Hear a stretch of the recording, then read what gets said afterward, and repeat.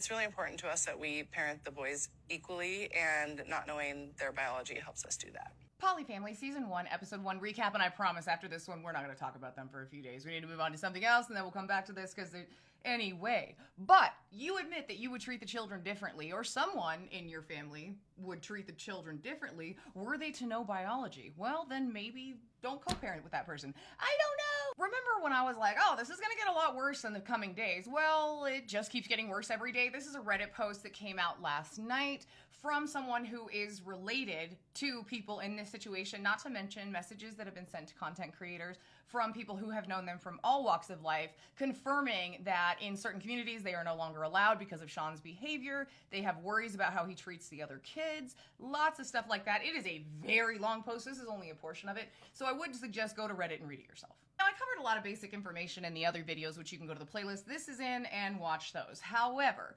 we have Taya, Sean, 18-year age gap. Then we have Alicia and Tyler. They were married before, brought in 2 kids. The 4 have since had 3 more, but the question of whether this one is actually the dad of any of them, because there's a lot of rumors of a vasectomy, is a big thing. Most of their dynamic speaks to a lot of emotional immaturity and not really being in this situation for the right reasons or having done the healing that they need to do, considering they can't know who each other's kids are. They have very tense reactions between these 2 men who clearly do not like each other. So how would you 2 describe your relationship?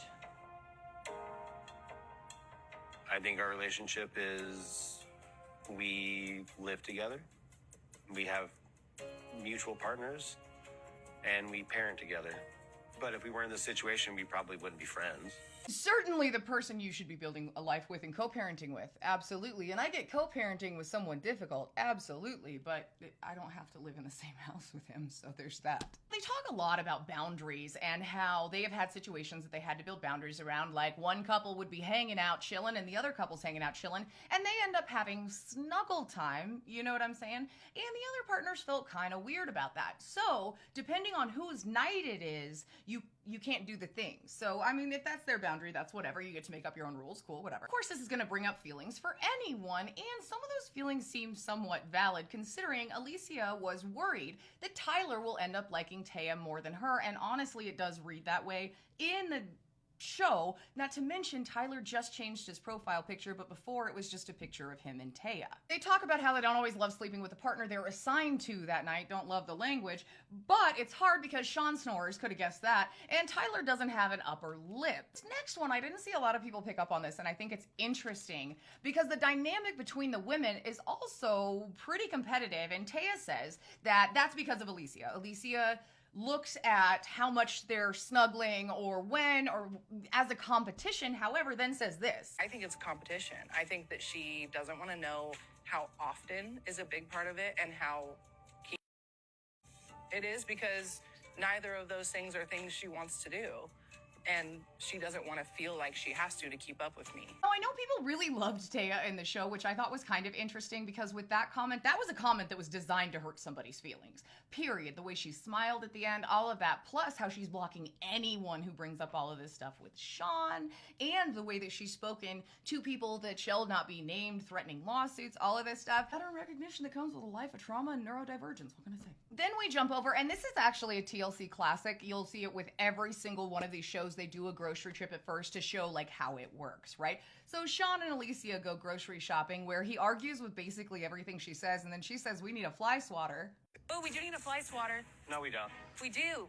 I think that she's used to Tyler backing down on certain things and not really standing up for it. I'm definitely not like that. I'm going to tell you what I feel about it. I'm going to give you my opinions, even if you don't ask for them. Girl, you go out today and you buy 500 bulk fly swatters. They're not really that expensive anyway. You can get them on Amazon. And start putting them, like when you make the bed, put them under the scrunchie sheet, stick it in his pillow, you know, all of that. Well, I mean, that's what I would do. But, well, Tyler doesn't stand up to her. So basically, you're going to keep these women in line. And Tyler, because you think you need to parent him also, as evidenced by the grounding situation, which I talked about a lot in a video yesterday. One thing that I was made aware of since that video yesterday, though, is that the family who they go and meet with, they have this whole scene and they lament that there's so much family that won't talk to them because of this choice. No, they won't talk to them because of Sean and because he overly punishes those first 2 kids, because this is probably where well, if there's no biology, they'll be treated differently. I can tell you confidently, the family doesn't give even half of a nothing that that they are living this lifestyle. What they do care about is that this man was invited into a home where they have family that they are very worried about. So let's keep that narrative in check, okay? That also goes out to the streamers who want to play devil's advocate right now. When you're going to play that game, just take the advocate off the end and you're probably closer to the right moniker. Then they start using one of those ear cleaners, which, wow for the filler. No, thank you. And I love those videos, but really it just didn't seem in the right place. Then they go back to the argument about the grounding, which was actually closer to shunning. Very, very problematic, and they don't really come to any agreement except Sean, martyr as always, I'm sure. I cannot continue to be the bad guy because it sucks. Because he works so much, he comes home, he wants to be fun. But that's not fair to those of us that are doing both. I'm gonna need some fact checkers also because I don't want to be the bad guy. Sure done a lot of bad guy stuff for not wanting to be the bad guy. I'm just saying. Episode ends with Taya going to get induced with the baby who they don't know, and then there's going to be the whole blood type thing and all that's going to come up. But we'll talk about that more when we cover that in a few days. And a lot of people I've seen on the Reddit threads and everything, when are they going to pull this show? I think we also need to do a video to revisit how many people like this TLC has had on the payroll. And I also think that we need to address the complicity of these three in knowing this and still allowing this person in their home with their children. Leave a comment with what documentaries you're watching right now or what else you might want to cover because like I said, we're going to take a break, but I have other things in the pipeline coming down. But let me know and I hope you guys have a great day.